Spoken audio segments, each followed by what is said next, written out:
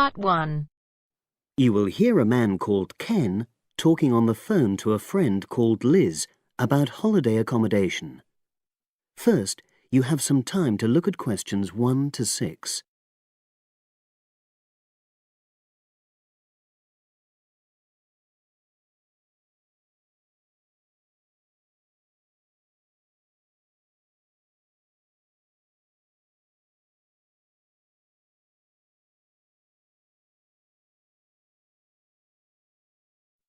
Now we shall begin. You should answer the questions as you listen because you will not hear the recording a second time. Listen carefully and answer questions 1 to 6.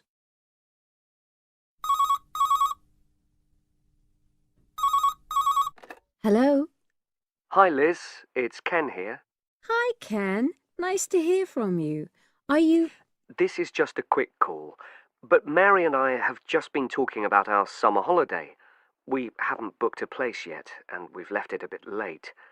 We were just wondering if you know of any holiday rentals in your area. It's so nice there. Well, yes. I can think of 2 or 3 places that are very nice. What dates have you got in mind? The 10th of July to the 22nd of July. Oh, yes.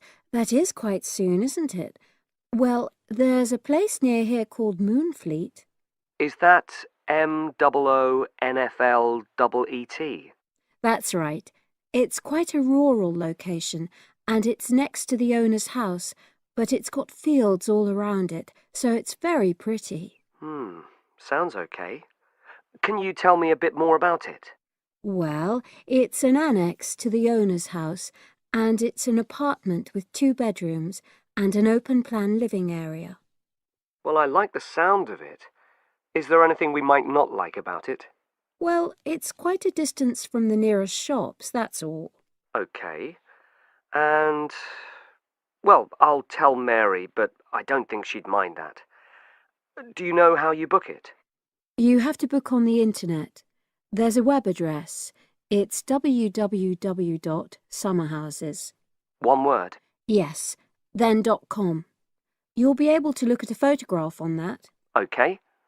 And what about the others? Where are they? The second one I'm thinking of is called Kingfisher, and that's even more rural. It's a really beautiful location, in fact. It's by the river, and it's got nice views. It overlooks woodland on the other side. Is that an apartment? No, it's a 3-bedroomed house, and that's got a dining room as well as a separate living room and a kitchen. But I expect it's more expensive. You'll have to check the prices. It's probably a bit bigger than we need, but our nephew might be joining us. We're not sure yet. How do you book Kingfisher? You have to phone the owner directly. Shall I give you the number? I've got it here in my phone book. It's 01752 669 218. Right. Before you hear the rest of the conversation, you have some time to look at questions 7 to 10.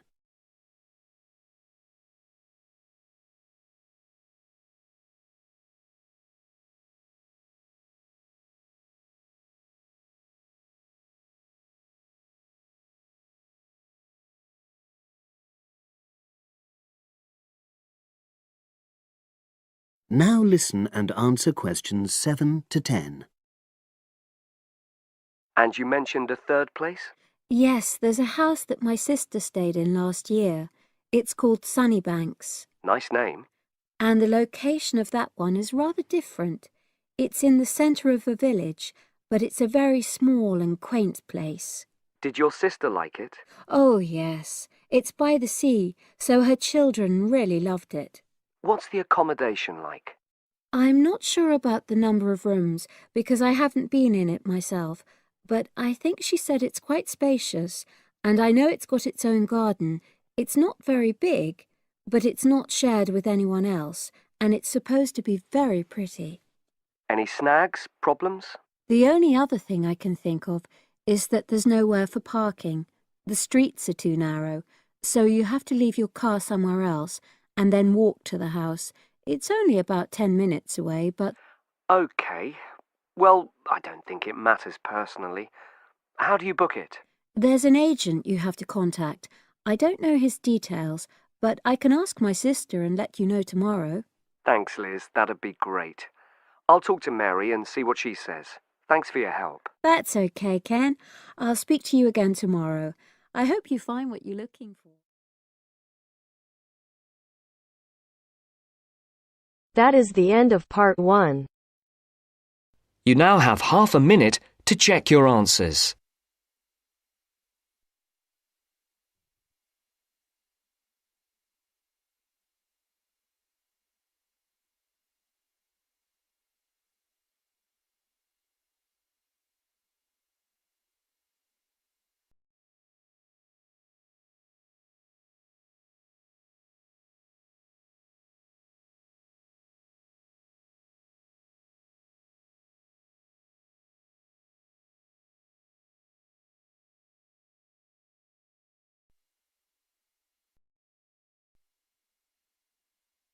Now turns to part 2.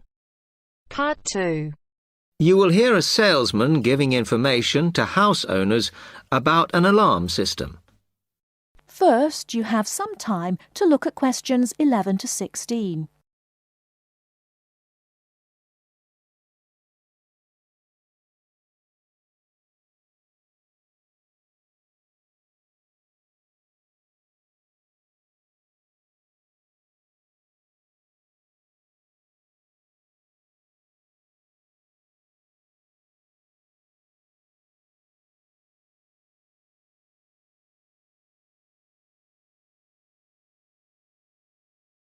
Now, listen carefully and answer questions 11 to 16.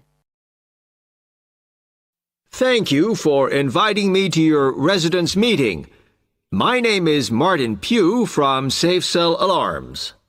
I'm going to explain a little bit about home security, and I hope you'll all feel a bit better informed, and perhaps that you will even purchase one of the alarms we sell. It is all too easy these days for people to break into our homes. Did you know that 25% of all burglaries are committed by burglars breaking and entering via the back door? Even though it is locked, it is still relatively easy for someone to gain entry. And there are parts of our house that we think are not vulnerable because they look inaccessible. But they're not. So, if you're trying to protect your home, you should make sure the top floor is covered by that protection, not just the ground floor. We believe that the only way to secure your property is by having an alarm fitted. Just having the alarm on the outside can put burglars off, and we also recommend that you warn them about the alarm. To do this, we suggest you stick a sign in the front window of the house so it can be seen clearly. This alone should be enough to dissuade a burglar before they start. Now, our company has a range of alarms on offer, and I brought several along for you to see tonight. But let me just explain a few things about them. First of all of our alarms are highly visible. They're colored red, and on the underneath, there's a blue light, which you can see whether they are switched on or not. This acts as a deterrent to burglars who can see it as an active alarm system. Like most systems, our alarms are very sensitive, so you do need to look after them. You may be surprised to hear that a cat can often slink around unnoticed under the infrared beams, but a spider crawling across them will set them off. Also, our system is a little different from some. Most companies offer an option that connects their alarms to the police station. All our alarms have an automatic link to our company office. This means we can deal with a situation promptly and can sort out any alarms that have gone off by mistake. Before you hear the rest of the talk, you have some time to look at questions 17 to 20.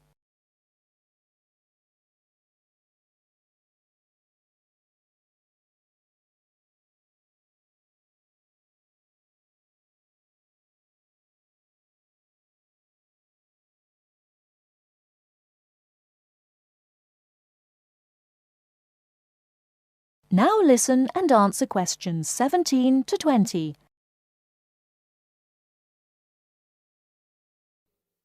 Okay, let me tell you about the installation of our alarms. Later on, I'll show you some house plans and diagrams of how the alarms operate, but you don't have to worry about them being intrusive, as we normally put them in hallways rather than individual rooms. The diagrams show you how the beams work to cover the whole house in this way. Oh, one small thing while I remember is don't leave your security code in your house. A lot of people keep it in the kitchen or their study, but we suggest you leave it with a neighbor so that if there is a break-in, the burglars can switch the system off. Now, regarding the practical aspects of installation, I know that many of you are out all day, and I'm afraid we don't install the alarms at weekends. But we do offer a service where we can fit the alarm system in the evenings for you. But we do charge a little bit extra for that. Finally, we do offer a range of systems, so I suggest you look at the leaflets on our prices. And please don't be put off from investing in a more sophisticated system to protect your home, as we do allow you to set up a monthly payment if it's too much in one go. Okay, now if you'd like to come forward.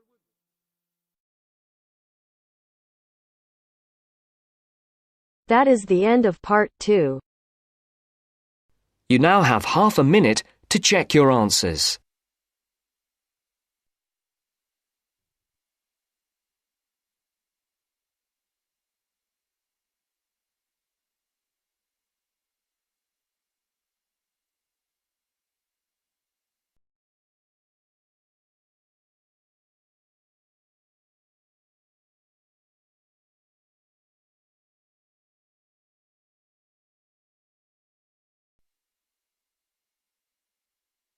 Now turns to part 3.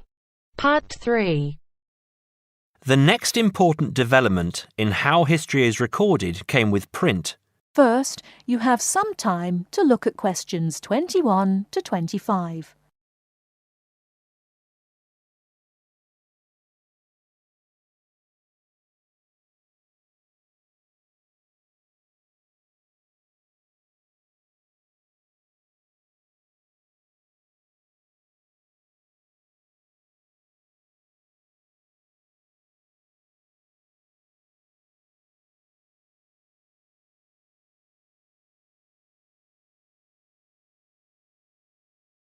Now listen carefully and answer questions 21 to 25. The next important development in how history is recorded came with print. In the 8th century, the Chinese invented paper and woodblock printing. Remember that up to this time, very few people could read and write, and so only a very small number of people could understand written history.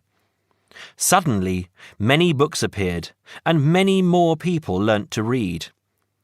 In the 14th century, the first printing press was invented in Germany. This reduced how long it took to produce books. The new printing technique quickly spread to other parts of the world. More books appeared, and even more people learnt to read. The first printed newspaper appeared in 1605, and the first daily newspaper in 1702. Now, people could read news stories soon after the event happened, and every event was recorded and stored. The problem with newspaper history is that newspaper reporters could tell the stories they wanted to tell, and not necessarily the truth. Photography was the next important development. We generally agree that photography was born in 1839. Some of the earliest photographs that the public saw were images of the American Civil War. Before you hear the rest of the talk, you have some time to look at questions 26 to 30.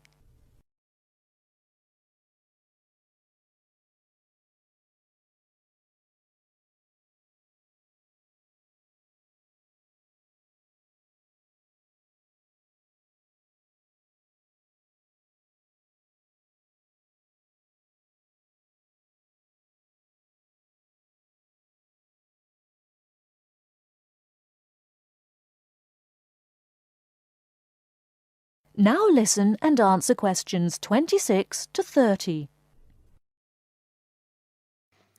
People were shocked by the photographs of dead soldiers and for the first time saw the reality of war. By 1850, photographs appeared regularly in newspapers, and people now expected the truth.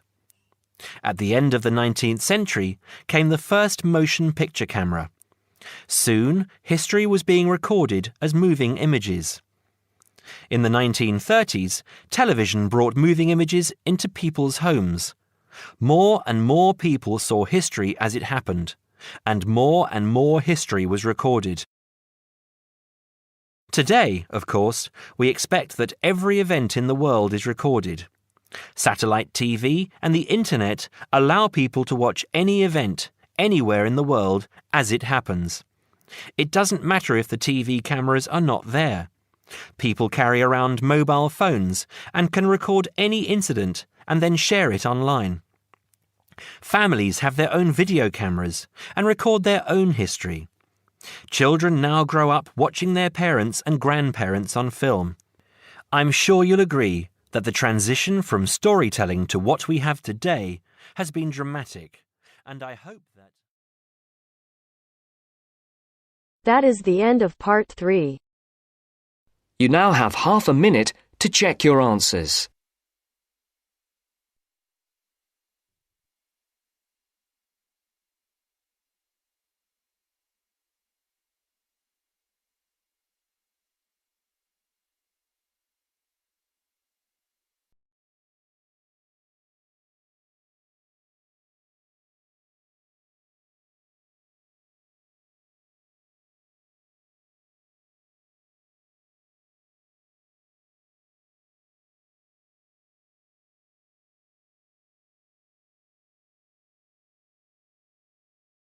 Now turns to part 4.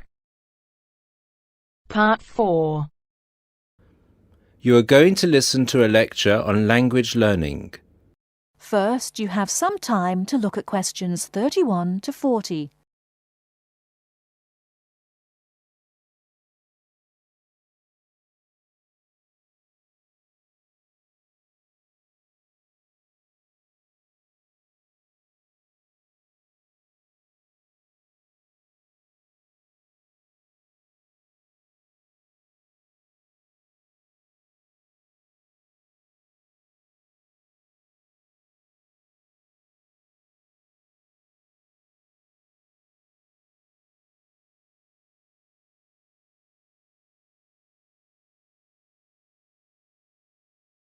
Now listen carefully and answer questions 31 to 40. This is the first in our series of lectures on language learning. The topic I'd like to deal with today is what makes a successful language learner? There's been a lot of research into what makes some people learn a language faster than others. In this lecture, I'll summarize the main findings of the research into the subject. There are many factors that influence how quickly one learns a foreign language, of which exposure to the target language seems to be one of the most important factors to consider. It's this factor which determines the speed of learning a language, especially among those people who learn a foreign language outside the classroom.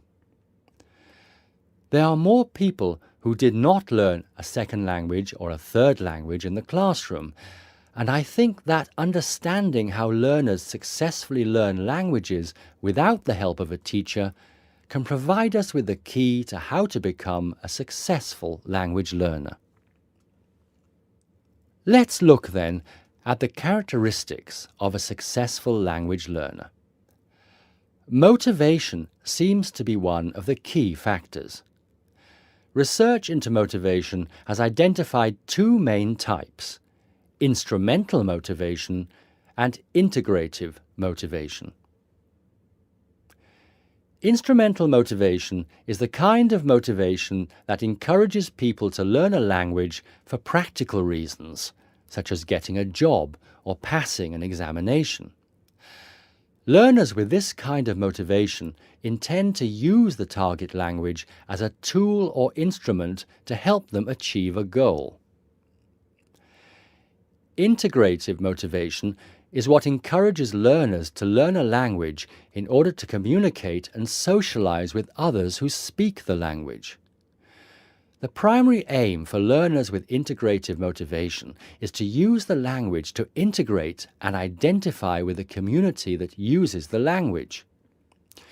Immigrants, or people who are married to speakers of another language, are motivated in this way.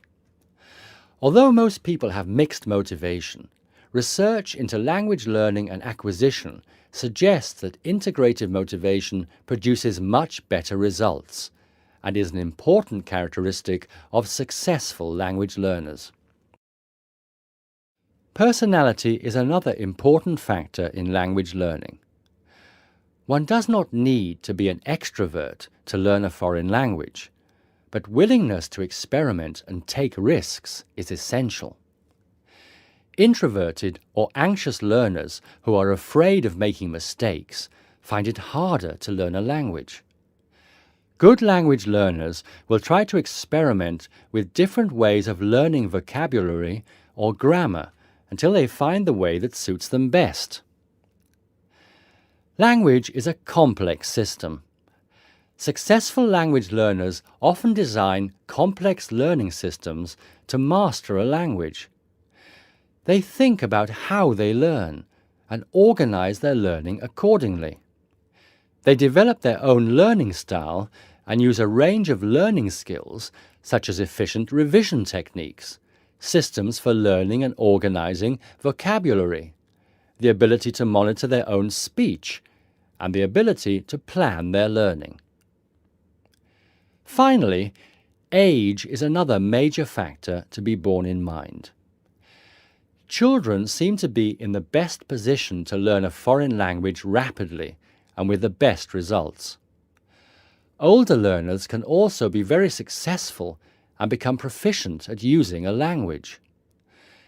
Adult learners who make decisions about their learning and are independent of the teacher, who are analytical and aware of how they learn, and who take responsibility for their learning, stand a very good chance of learning a foreign language successfully.